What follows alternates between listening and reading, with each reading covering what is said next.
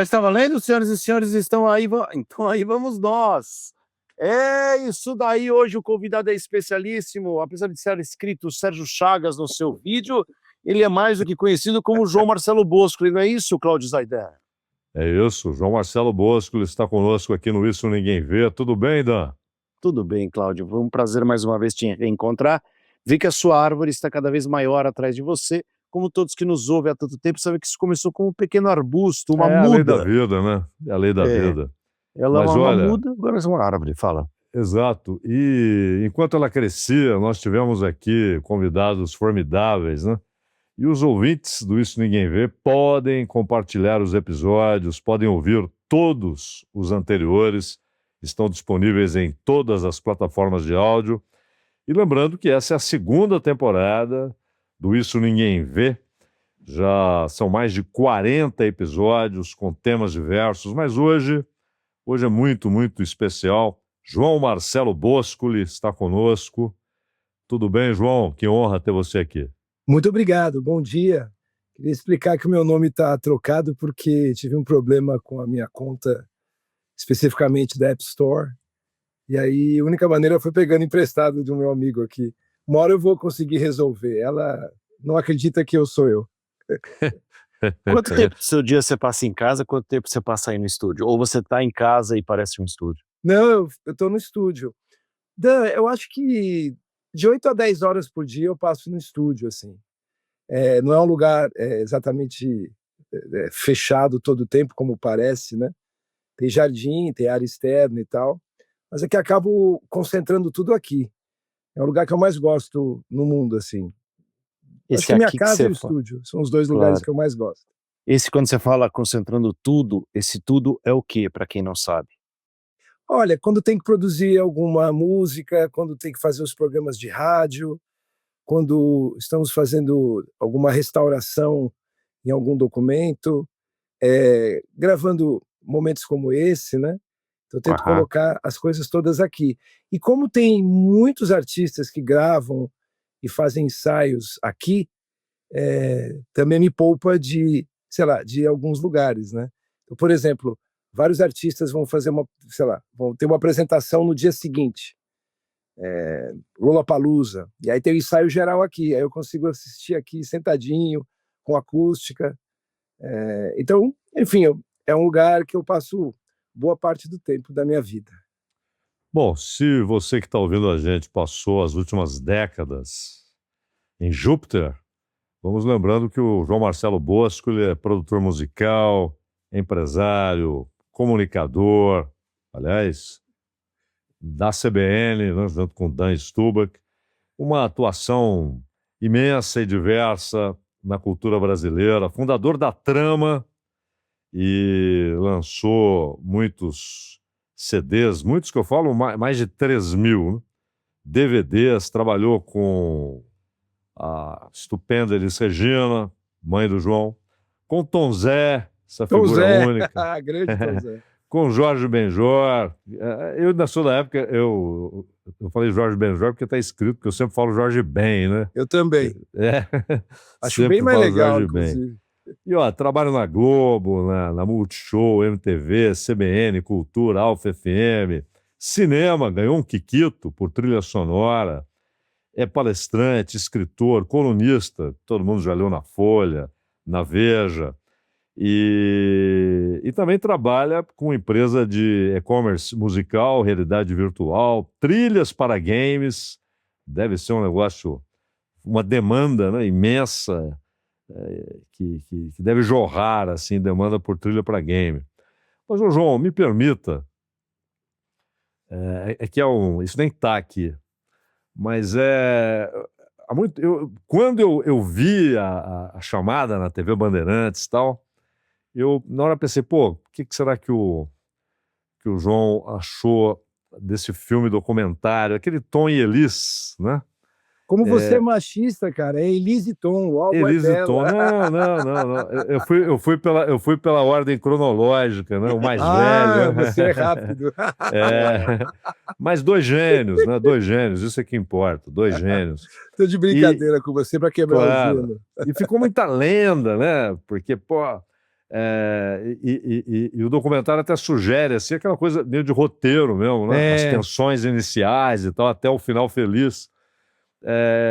Mas eram dois gênios juntos, isso é que importa. Mas queria saber o que você achou daquele filme documentário. Eu achei belíssimo. E, claro, o Elise e Tom, né, duas figuras centrais, e tem a face pública, né? Trabalho muito presente na memória das pessoas.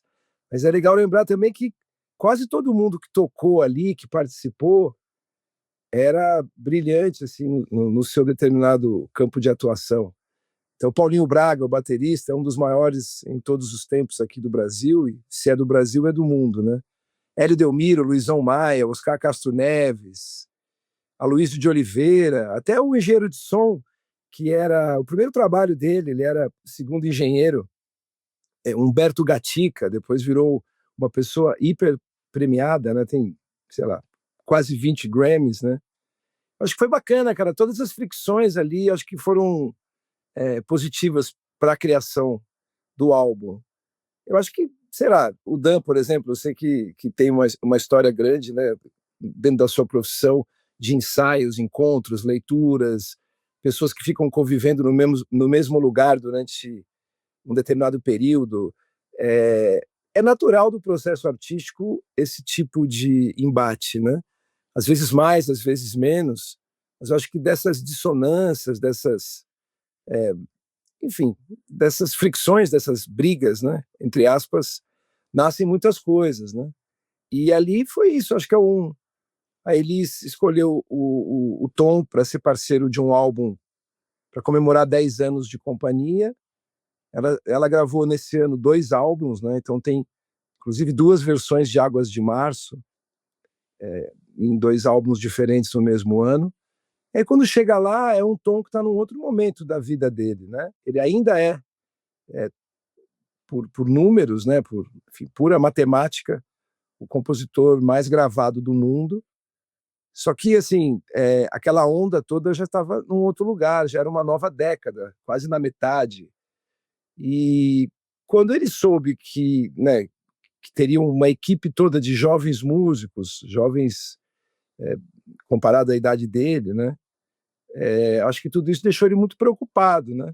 Embora ele fosse um convidado, ele em algum momento se comportou como um convidado que chega na sua casa e muda o sofá de lugar e pede para mudar algumas coisas e dar opiniões e tal.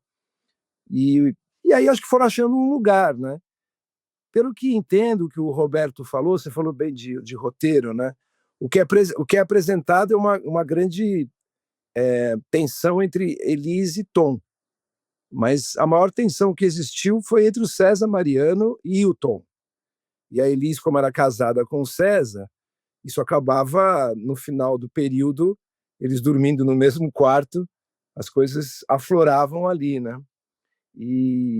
Mas acho que foi encontrando um caminho e eu acho que os dois lados se transformaram, né?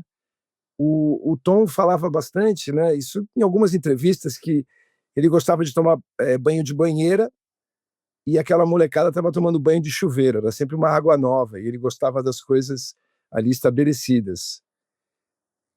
Ô, Eu acho que João. faz parte do processo criativo mesmo, achei que foi muito positivo. João, eu tenho uma imensa admiração por você, acho que você Pô, sabe obrigado, disso. que isso. Não, você sabe, eu adoro você, cara. Eu Obrigado. adoro você por diversos motivos, não vou ficar elencando aqui, mas acho que um deles, espero não estar errado, acho que não estou, é que você teve uma habilidade, uma inteligência muito grande de encontrar o seu lugar, né? E eu acho que isso para a gente nem sempre é fácil, a gente às vezes insiste em lugares que não são nossos, né? Seja por diversos motivos, né? Lugares que a gente quer ocupar e às vezes não consegue, sei lá, e você me parece que encontrou um lugar do qual você ocupa ele com muita propriedade. Queria que você contasse isso para as pessoas, assim, como é que foi essa sua briga, porque você poderia ser várias coisas, né, cara? Ou poderia estar insistindo em ser diversas coisas. E você me parece que percebeu rápido onde que você ia funcionar melhor, inclusive para sua felicidade própria, não para os outros, né? E também como lidar com a expectativa que os outros todos têm de relação a nós, mas acho que você ainda mais. E queria que você falasse especificamente depois sobre o papel da disciplina nisso, porque eu acho que desconfiavam de você como desconfiavam de mim. Quando eu fui fazer rádio, me falavam: Dan, você é ator, você vai fazer uma peça, vai fazer uma novela, você não vai mais aparecer na rádio. Vocês artistas, vocês têm outros objetivos, outras ideias e não tem o compromisso às vezes é um pouco, flácido, solto, né. E talvez pensasse a mesma coisa de você, e quando eu vejo ouço você com a Tati sempre, todos os dias e sempre com uma coisa nova, percebo que isso só funciona porque há disciplina. Você só É. tá no seu estúdio e tá todo dia fazendo todas essas coisas que você faz e fez até hoje, também por conta da disciplina. Então eu queria que se você, se possível, abordasse essas 2 coisas aí que eu falei. Dan, primeiro, obrigado por você falar o que você fala, né? É sempre desconfortável ouvir. Acho que é melhor ser xingado ao vivo do que ser elogiado, né? Quando você é xingado, você já começa a retrucar, e quando alguém fala alguma coisa bacana assim, né? É, a gente realmente não sabe nem onde pôr a mão, né? Bom, muito obrigado por isso. Dan, eu acho que a gente está vivendo meio que uma renascença, né? Às avessas, né? Na Renascença, as pessoas eram obrigadas, talvez pela época, né, a aprender a fazer várias coisas, né? E hoje a gente tem um monte de gente que não sabe fazer várias coisas. E eu vejo as pessoas, quando se explicam, né, ou vão dar o seu currículo, ou o seu ofício, vem 8, 9, 10 coisas, né? Então, assim, eu rapidamente percebi que eu deveria fazer uma única coisa na minha vida, que é produção musical, que eu sempre gostei. Quando eu era muito criança, sem nenhum tipo de julgamento externo, né? Como toda criança, gostava de cantar, mas muito rapidamente minha mãe me avisou que eu era péssimo cantando, e aí eu acreditei nela, e eu sempre quis fazer isso, assim, né? E acho que com a morte dela, 11 anos e pouco eu tinha, eu virei uma pessoa que ficava muito pensando na vida, pensando o que eu poderia fazer. E, e sempre mergulhado num processo de tentar realmente saber o que eu gostava de fazer para me alimentar daquilo, que era o que me restava. Como a música sempre foi uma companheira, e depois desse período, o fone de ouvido, a música tinha um papel assim, médico quase na minha vida, eu fui tentando descobrir o que eu poderia fazer aí. Então, por exemplo, eu estou aqui na frente de uma mesa de som, né? Eu não mexo na mesa de som. Eu acho que se eu fosse engenheiro de som, eu teria que começar de novo a minha vida e fazer só isso. Então, eu gosto muito, embora seja curioso com relação a vários campos de atuação, né, da nossa área, da minha área especificamente, eu gosto de saber o suficiente para conseguir me comunicar com as pessoas com as quais eu tenho que trabalhar. Mas eu sempre quis fazer isso, produção musical, e achei que nisso eu poderia me destacar, assim, e conseguir sobreviver. Isso começou com uma paixão infantil, né? Ver nos discos o nome de algumas figuras que eu gostava, produzido por, sempre fora do álbum, né? E aí eu fui tentando descobrir esse caminho. Eu acho que existe uma questão de disciplina, sim, mas se eu fosse desenhar a minha disciplina, ela não é uma senoide, assim, ela tem uma variedade muito grande, assim, aí se repete em padrões mais amplos, porque eu tenho muita necessidade de ter sortimento na minha vida. Eu vivo as coisas intensamente, em determinados ciclos, e depois, quando elas estão resolvidas, eu não tenho mais vontade de continuar desenvolvendo aquilo. Com a produção musical, eu consigo, nesse mesmo lugar, trafegar de uma maneira que eu estou sempre fazendo a mesma coisa, mas sempre tem alguma novidade, algum sortimento, algum sopro de frescor, assim, né? Agora, gostar do que faz é muito importante, né? E você falou uma coisa da Uhum. opinião dos outros, né? Quando eu descobri que existia o público, né? Eu descobri de um jeito que eu não gostei muito à época. Eu era criança, eu vi os ensaios da minha mãe em casa. Aí teve um show chamado Falso Brilhante, que era um teatro com muitas roupas, fantasias, cenários e tal. E eu adorava aquilo. E aí fomos um dia para o Teatro Bandeirantes. E aí era fantástico, assim, era um lugar que, além dela ficar ensaiando no palco, eu ficava andando de velocípede pelos corredores e tal. Cara, um dia abriram a porta e entraram, assim, 1.000 e poucas pessoas, quase 2.000 pessoas. E aquilo realmente, assim, não tem nenhuma tentativa de ser engraçadinho aqui. Eu realmente falei, o que essas pessoas estão fazendo aqui, né? Eu achei muito estranho, né? E eles aplaudiam, e eles gostavam, eu fui entendendo e tal. E como eu acho impossível atender a expectativa das pessoas, estamos aqui, né? Nós vamos juntando todo mundo, das 5 pessoas. Vou mostrar uma música que eu produzi para vocês. Eu não tenho como agradar a cada um e buscar a opinião de cada um, né? Eu acho que é uma batalha meio perdida, né? E, inclusive, acho falta de respeito com o público levar a opinião dele em consideração no nosso campo de atividade, né? Claro que se Uhum. você está falando de medicina, de serviço público e tal, é outra coisa. Mas na nossa área, eu acho que é falta de respeito com o público levar a opinião dele em consideração. Porque se você está levando a opinião dele, você não está... Dele quem, né? É Sim. uma pessoa na cadeira, é todo mundo, é um jogral. Então, acho que o que a gente deve é fazer o que acreditamos, né, o que sentimos, o melhor, né, que conseguimos, né, o melhor de si naquele momento, e torcer para as pessoas gostarem. Eu lembro do Marsalis, o Wynton Marsalis, que é uma referência para mim, falando: cara, eu faço o meu lance aqui. Se você gostar, eu vou amar isso, eu vou ficar encantado. Se você não gostar, tá tudo certo, eu vou continuar fazendo esse lance aqui, né? Talvez seja um jeito bonitinho de se chamar de cabeça dura, né? Ah, mas precisa, né? Aliás, bom, boa parte dessa história está contada no livro Elise e Eu, né? Que conta um pouco disso. Aliás, algumas passagens, se me permite, me deixaram um pouco emocionado pela crueldade de como algumas coisas se desenharam na tua vida quando você era pequeno, cara, né? É inegável. Algumas decisões, foi muito, enfim, tudo muito duro, me parece. Me pareceu. Eu fui ao longo da vida percebendo, não por nada, assim,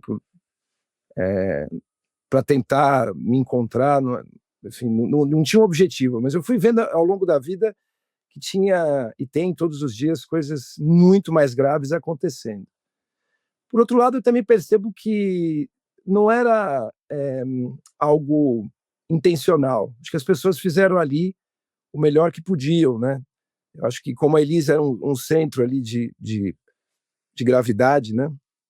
As pessoas viviam daquilo, né? Então tinham amizade, a pessoa importante que era de quem eram amigas e trabalhavam com a sobrevivência, enfim.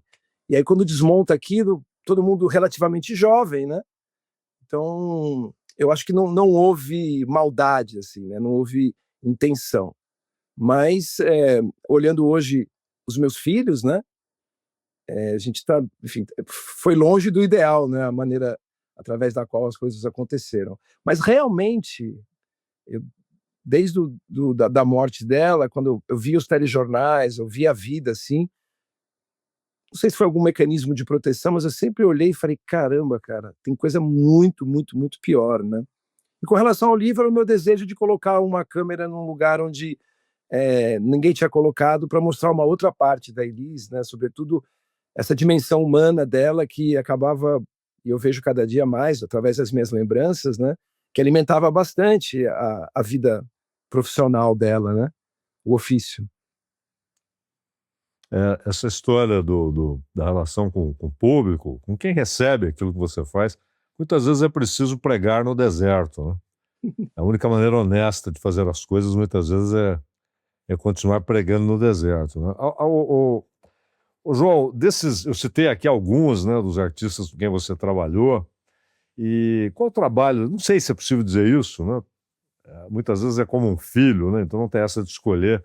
Mas teve, assim, um trabalho, ou um artista especificamente, que te deu mais alegria de trabalhar, que você gostou mais? Olha, existe aquele momento, né, em que você não acredita que aquela pessoa está ali, né? Então, você falou do Jorge Ben, foi um negócio assim.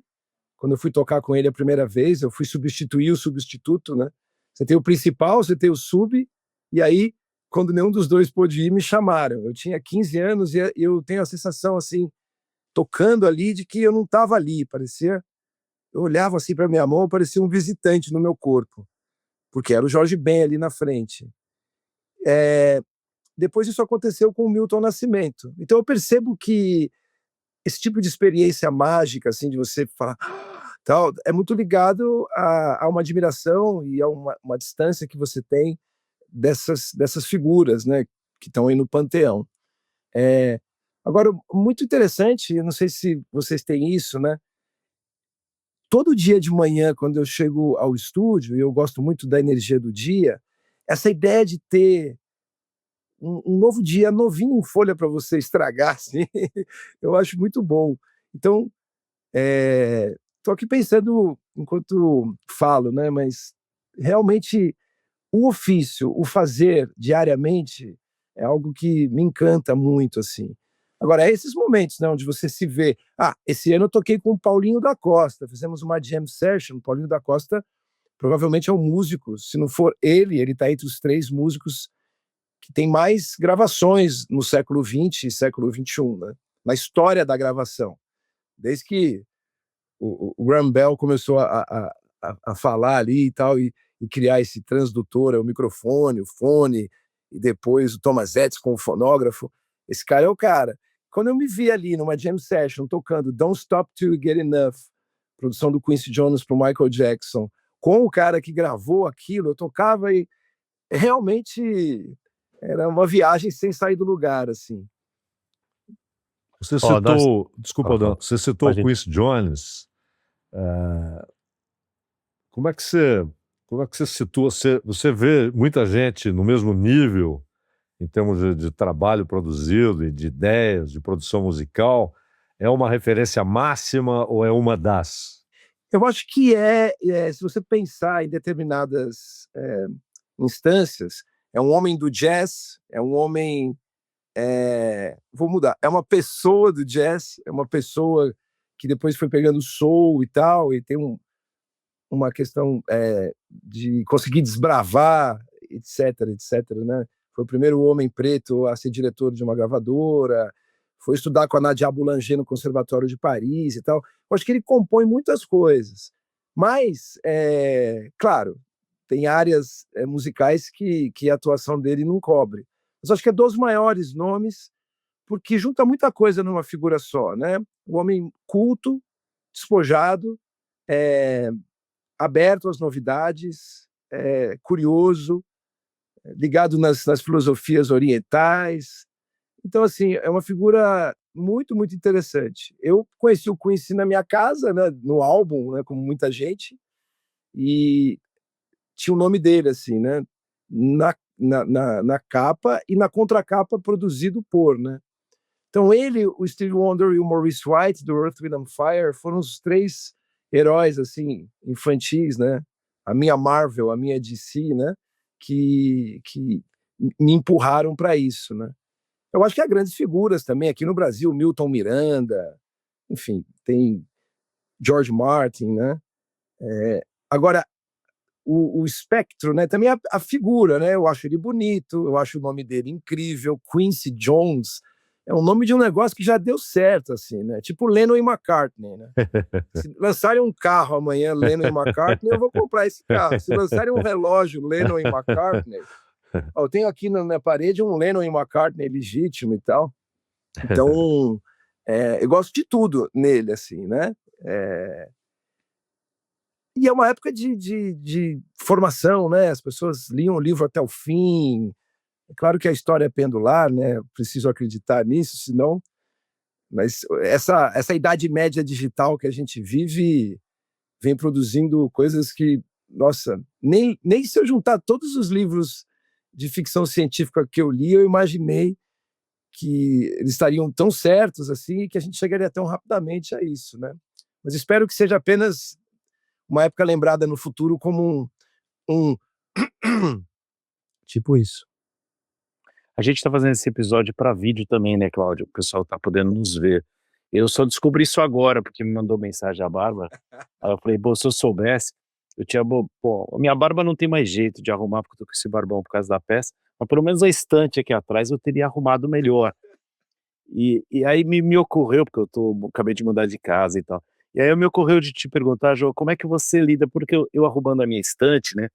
Eu fui escolhendo, como é uma nova casa, o que é que eu queria, o que que ainda faz sentido para mim, o que é que não faz, do meu passado, né? Aham. E também fui juntando as pastas de ideias. Não sei se você faz isso. Sim. Ideia, pô, tive essa ideia, tinha esse texto, nossa, é verdade. Então você vai revisando, fazendo uma nova filtragem, né? Como é que você desenha isso para tua vida, assim? Tipo, como você lida com o que você fez e como que você planeja o que fazer? Dan, certa vez eu estava na casa da Cantareira, onde eu morava com a minha mãe, e eu estava lá brincando pela manhã cedo, né? Sempre acordei e esperei o sol nascer para sair, para ir para o jardim. E aí eu fui até o canil e tinha lá, assim, literalmente, uma coleção da Elis, troféus, discos de ouro, discos de platina, todos no canil, e os cachorros já tinham feito tudo aquilo que vocês imaginam. Eu fiquei Ah, desesperado, porque eu era muito bagunceiro e eu achei que ela ia achar que era eu, e eu tinha certeza que não era eu, porque eu nunca faria aquilo. E quando eu fui falar com ela, fui lá meio com medo, ela, ai meu, o que você já fez dessa vez, né? Porque eu era bagunceiro. Falei, não, o canil, os seus troféus e tal. Ela falou, não, fica tranquilo, eu sei que não foi você, fui eu que coloquei lá. Na hora eu zerei, assim, eu estava super com medo e tal, e eu fiquei assim, realmente sem saber o que pensar. Eu falei, mas mãe, por que você fez aquilo? Eu nunca mais esqueço. São discos de ouro. Ela falou, filho, primeiro que aquilo lá não é ouro, talvez seja folheado a ouro. Mas eu coloquei lá para eu lembrar a importância que essas coisas têm. O que importa para mim é fazer o que eu estou fazendo agora.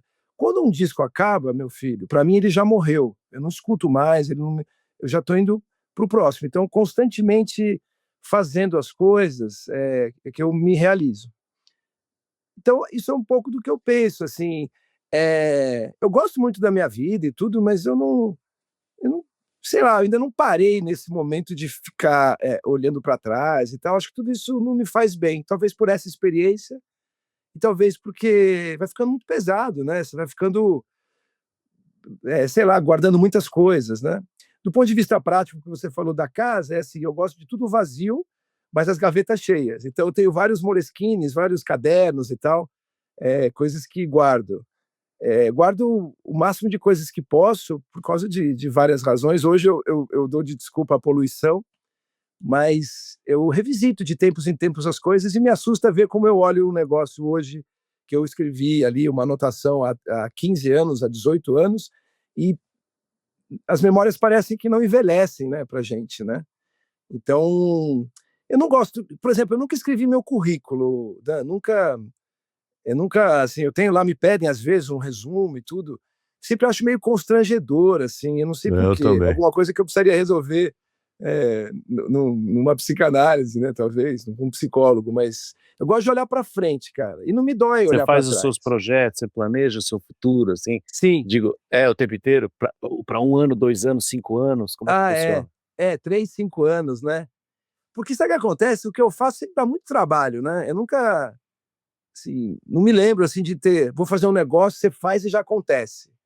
Como eu gosto muito de fazer, e eu sempre acho que a festa nunca vai ser tão boa quanto a expectativa que eu tenho sobre a festa, né?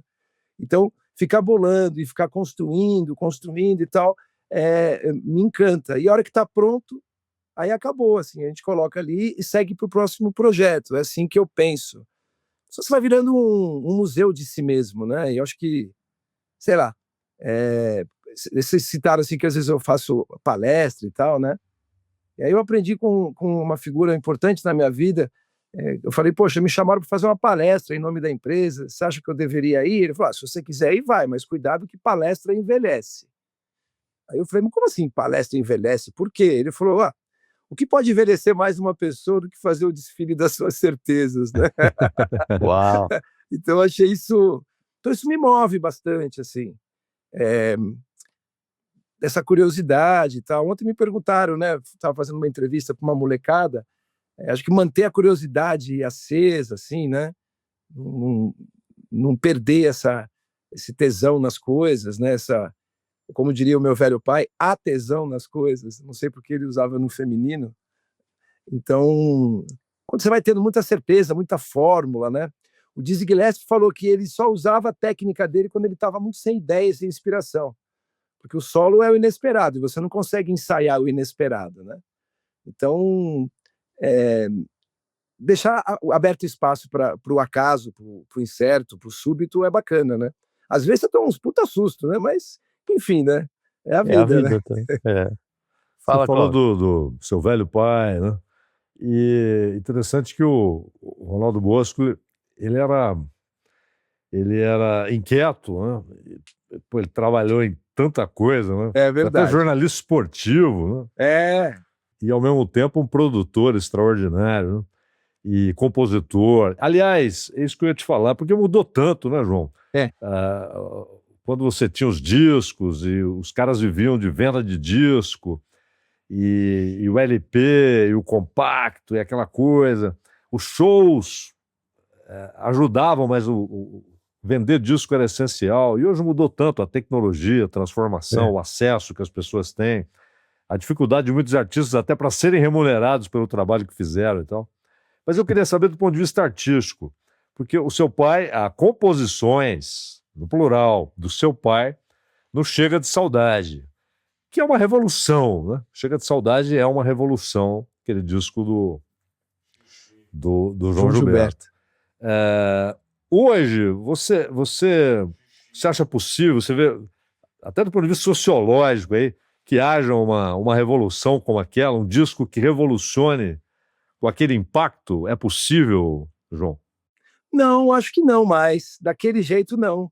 São poucas gravadoras, poucas empresas de mídia, existia uma noção clara do que era chamado mainstream, né? Depois dessa revolução digital, ficou tudo hiperfragmentado, né? Até eu tenho visto recentemente, estão chamando essa era da era do pós-gênero, porque são, sei lá, centenas, arriscaria dizer milhares de gêneros e subgêneros que os artistas vão criando e tal, e não tem essa coesão, esses espaços de consolidação ficaram fragmentados, né? Então acho que daquele jeito, não. Mas de toda maneira, eu acho que a gente consegue ouvir coisas que a gente já ouviu antes de uma maneira diferente por causa da questão histórica. Vou dar um exemplo, eu tenho um filho de 9 e um de 13. Cada dia que passa, mais eles estão ligados, e os amigos também, são escolas diferentes, em coisas analógicas.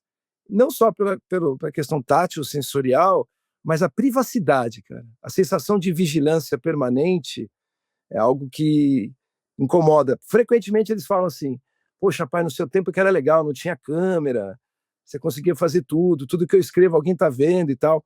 Então hoje, quando eu estou, isso aí, enfim, eu não sou físico, né, mas quando eu estou assistindo alguma coisa que eu voltei a assistir, um DVD, apesar da imagem não ser tão boa, mas eu coloco um DVD na minha TV, eu sei que eu estou vendo eu ali dentro de casa, me dá uma sensação diferente. Quando você vê online, parece que, sei lá, está com as portas da casa abertas, né? Claro que eu nasci em 70, a gente veio testemunhando essas transformações, mas eu vejo a novíssima geração também preocupada com isso.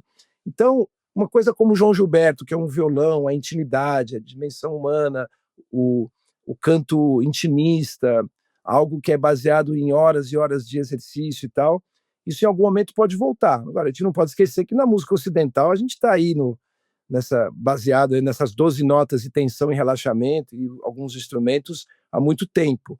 Eu não vi nenhuma novidade, como você quis, né? Eu acho que como você apontou aí na pergunta, nesse século ainda. Eu vejo muitas coisas interessantes, eu vejo coisas que são levemente diferentes, que tem um frescor e tal, mas quase tudo que a gente está vendo aí foi criado no século XX, né? Inclusive a internet, o autotune, tudo isso é do século XX. Então, estou curioso para ver como é que vai ser os anos 30, né? Porque no final dessa década o que a gente vai ver são os artistas perdendo espaço completamente, os artistas humanos para os artistas que são fantasias, né? Isso é fato, né? Você pode escrever aí e me ligar em 2029 e a gente pode falar, não precisa ser nenhum como é que chama? Herculano Quintanilha, né, do Astro, né, para perceber que isso vai acontecer, né? João, mas esse essa disputa ecletismo, homem-máquina já chegou na música. Eu vou pegar uma foto e já volto. esse ecletismo do Boscoli. Você acha que herdou isso, essa capacidade de fazer muitas coisas diferentes, mas sempre criativas, que foi uma marca, né, na vida do seu pai? Você acha que há uma herança aí, ou pelo menos uma assimilação desse ecletismo que marcou a vida dele? Eu acho que sim, eu gostava de ver o jeito que ele trabalhava e acho que eu tenho uma coisa parecida com ele, que é não conseguir ter um emprego. Eu não conseguiria ter um emprego, sabe? É. Então, eu tive só uma vez um emprego, eu fiquei 1 ano e meio e falei, ó, não consigo mais, todo dia no mesmo lugar e ficar trocando papel de lugar e tudo, eu não conseguia, assim, então eu não tenho essa capacidade. Como a música é algo, né, meio transdisciplinar, assim, fazendo a mesma coisa, sempre produção musical, eu consigo ter esse sortimento e, claro, né, pagar as contas, né, trabalhar, né, não deixar o condomínio virar uma torre de Pisa, né? Sabe por que eu levantei? Porque como eu tô nessa história e a gente tá chegando no final do episódio, com você a gente ficaria horas, evidentemente, mas eu vi aqui que o episódio tem que ter esse tempo aí, aí eu falei: "Pô, uma coisa que", no final a gente sempre fala das dicas, aí eu falei: "Tô arrumando a casa, acho que o João vai gostar de ver isso, nem que seja pelo vídeo, né". Eu tenho uma coleção de fotos, né, João, não sei se eu já te falei. Sim, Então eu queria sim. te mostrar esse cara aqui, uma foto, tá refletindo, ó, dá pra ver? Dá, né? Caramba, de quem é, hein, a foto em si? Então, cara, putz, é do Marshall, né, do Marshall, que é enfim, eu te mostro depois, espera aí, deixa eu afastar aqui o iPad. Para quem tá nos assistindo no vídeo vai poder ver, né, quem não tá nos ouvindo, é uma foto do Miles Davis original, essa é uma que eu queria te mostrar, e a outra que eu acho que você vai gostar, ainda não sei se mais ou menos, mas essa aqui, opa, esse rapaz aqui. Michael Jackson. Caramba, que beleza, hein? E aí, eu Caramba. posso emendar daí para. Vocês estão me ouvindo bem? Porque caiu o fone. Estamos Eu te sou ouvindo, péssimo de estamos fone. te ouvindo. Perfeitamente. E aí, e daí, não, falar que assim, esses caras, de alguma maneira, são meus heróis, né? É. Para você, ainda mais que os conhece e tal, e os conhece profundamente, ainda mais. Era isso que eu queria perguntar para nossa fase final do programa. Assim, quais são os seus heróis? Se você puder escolher, imagino que sejam muitos, né? E quais são as dicas bacanas para as pessoas se vincularem a eles? E aí, através deles, a você, naturalmente. Olha, certa vez eu tive a chance de conhecer pessoalmente o Wynton Marsalis. E eu sempre admirei muito a inteligência dele e o que ele fez em determinado momento, nos anos 80, de recolocar o jazz no centro das atenções, as gravadoras todas reativaram os seus selos e tal. Educador, né? Enfim, Ele tem um tá o programa, né, Jazz at de Lincoln Center. TV que ele ensina a tocar jazz para as crianças, né? Super legal. É dele, do Seisho Ozawa, né? Fantástico isso. Vale a pena. É um DVD quádruplo, é difícil de achar na web, é incrível. Então eu sempre olhei para ele como muito jovem, né? Ele, enfim, a diferença de idade minha para ele é pequena, né? Que tristeza. E aí eu estava tocando, acompanhando um músico num festival, e aí eu tive a chance de encontrá-lo. E eu tinha, acho que 18 anos, assim, 17, 18. Eu falei, Wynton, se você puder me dar um conselho na vida, qual que você poderia me dar? Ele falou, tranquilo. Ele pegou, assim, muito rapidamente ele pegou e já escreveu, assim, e me deu. Quando ele estava escrevendo, eu falei, puxa vida, né? Os artistas têm que ter esse tipo de resposta pronta, porque é o dia inteiro gente perguntando, né? E eu. Aí, só que quando ele me mostrou, estava escrito assim, com CT, pratique, com 3 pontos de exclamação. 3 pontos de exclamação. Então, de todas as coisas que eu acho, é a prática constante do que você faz, do ofício, assim, me parece que daí vem quase todas as outras coisas, assim, porque todo mundo que a gente fala aqui, né, tem uma coisa em comum que é dedicação, né, que é entrar quase num transe, né, diário com o seu ofício, né. A gente vive uma época que as pessoas querem tirar uma foto com um bolo, mas ninguém quer bater o ovo, né. Parece que é uma piada contada de trás para frente. Então eu acho que a prática, a dedicação e esse amor ao ofício eu acho fundamental. Acho que talvez seja a pedra fundamental, assim, né? Fora a vida, essa prática constante. E aí você rapidamente vai vendo, né? Por exemplo, quando eu pensei em ser pianista, eu sentei assim, comecei a tocar, tive aula e tal. 6 meses depois, eu tinha uns 8, 9 anos, eu falei, eu não sou pianista, né? Se eu fosse pianista, eu já seria pianista. Eu posso tocar, estudar, mas não é o meu lance. Então, se achar... Porque quando você encontra essa prática diária, não te custa nada, né? Você precisa, né, daquilo, né? Agora, são tantos heróis, né? Eu gosto de falar da Chiquinha Gonzaga, cara. A Chiquinha Gonzaga, que fundou a SBAT, né? A primeira entidade a pensar nos direitos, a primeira música de carnaval, ouviu as partituras europeias durante a vida inteira e falou, não, vamos fazer uma música nossa, mulher, enfim. Ela acho que é uma figura, e como eu sei que minha mãe era apaixonada por ela, eu até tenho aqui atrás uma partitura dela, dos anos 30, que nunca foi gravada, eu pretendo gravar, a partitura escrita por ela mesmo. Eu consegui O comprar... seu pai tinha um parentesco com ela, né? Ele gostava de lembrar disso, né? E a minha mãe ficava orgulhosa de falar, poxa, você já percebeu que você conseguiu misturar o meu sangue ao sangue da Chiquinha Gonzaga e tal? Pô, não adiantou muita coisa, porque eu canto mal a beça e eu não componho como a Chiquinha, mas só de saber que isso deixava a minha mãe feliz, talvez como uma medida compensatória por ter casado com meu pai, né? Então, isso me deixa contente. Eu acho que essa figura, se tivesse que escolher uma, porque os heróis todos, né? O Miles, o que dizer do Miles, né? O que dizer do, sei lá, do Quincy ou de várias outras figuras, Pixinguinha e tal.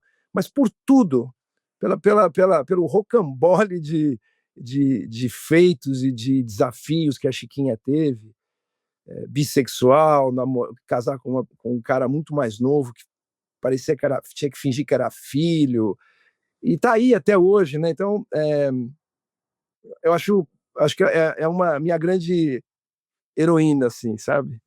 Cláudio, E tua você, dica. só para fechar aqui, só uma pergunta. Você falou talvez a palavra que você mais tenha usado na nossa conversa foi jazz. E você falou aí desses dois gênios, né, a Chiquinha e o Pixinguinha. E é gozado do choro e o jazz, isso é uma coisa. Não sei se é lenda, mas dizem que um repórter perguntou para o Armstrong, Louis Armstrong, o que é jazz? Ali nos primórdios, né? E a resposta foi: olha, se você não sabe, não adianta eu explicar, né? E aí você ouve lá o Dave Brubeck, você entende o que é essa resposta do Armstrong, né? Aquilo ao mesmo tempo que é criativo demais, essa possibilidade do improviso, né? O baterista ficar ali 5 minutos fazendo, como você tem lá no time out, essas coisas, né? Isso tem muito a ver com o seu trabalho, essa ligação com o jazz, Tem. O Pixinguinha foi acusado de ser, como o Tom foi, né, de ser americanizado, de ser muito jazzístico, o que ele fazia. E o Louis Armstrong, quando esteve no Brasil, quis conhecer o Pixinguinha. Tem uma foto dos dois lá no Palácio das Laranjeiras, no Rio de Janeiro. Era muito fã dele. Eu acho que o jazz tem um negócio muito parecido com a vida mesmo, porque você tem um tom, um tema, um andamento, você expõe ali e a partir desse instante é um improviso, você cria as coisas ali na hora, né? Parece muito com a vida mesmo, assim. Acho que é uma síntese das contradições, do inesperado, né, que existe na vida mesmo, né? Acho das coisas mais interessantes que eu ouvi é o número de coisas que você tira desse raciocínio, assim, do que é o jazz, né? Jazz não é um quê, o jazz é um como, né? E aí por aí vai, tem várias sacadas, várias máximas que usam o jazz como referência, que são muito interessantes, assim, né? E é legal que é uma música que você não dá para sair fazendo, assim, né? Você tem que pagar um pedágio antes, estudar um pouco e tal, né? Então, eu gosto muito, assim, acho que ajudou muito a humanidade, né? Lembrei de uma história aqui de casa, Cláudio, que quando meus filhos desde pequeno, né, eu botava música, eu falava, quem é? Daí eles não sabiam, daí eu fui, aí quem é? Steve Wonder, aí já foi sacar, quem é? Michael Jackson, aí começava, o David Brubeck, o David Brubeck, Take Five, pai, tal, aquela coisa, né? Aí hoje em dia eles se vingam, porque eles botam as músicas. Quem é, pai? Eu falo, não sei. Ah, Taylor Swift, entendeu? Não sei quem, eu não tenho ideia. Tem ideia de quem é. Juntando tudo, para me despedir de vocês, tem um negócio muito bacana. Quando o Miles estava em turnê, tinha o Herbie, muito novo, o Wayne Shorter era um pouco mais velho, mas enfim, todo mundo no início, né? E aí ele chegou pro Herbie e falou: olha, dá um pulo aqui no meu quarto e tal, e queria falar com você. Aí ele foi lá: oi, tudo bem? Ele falou: tudo bem, ó, eu tô sabendo que você está estudando todo dia, 4, 5 horas aí no seu quarto, né? É verdade. Ele falou: não, tá tudo bem, só não traz essa merda pro meu show, por favor. É a cara dele.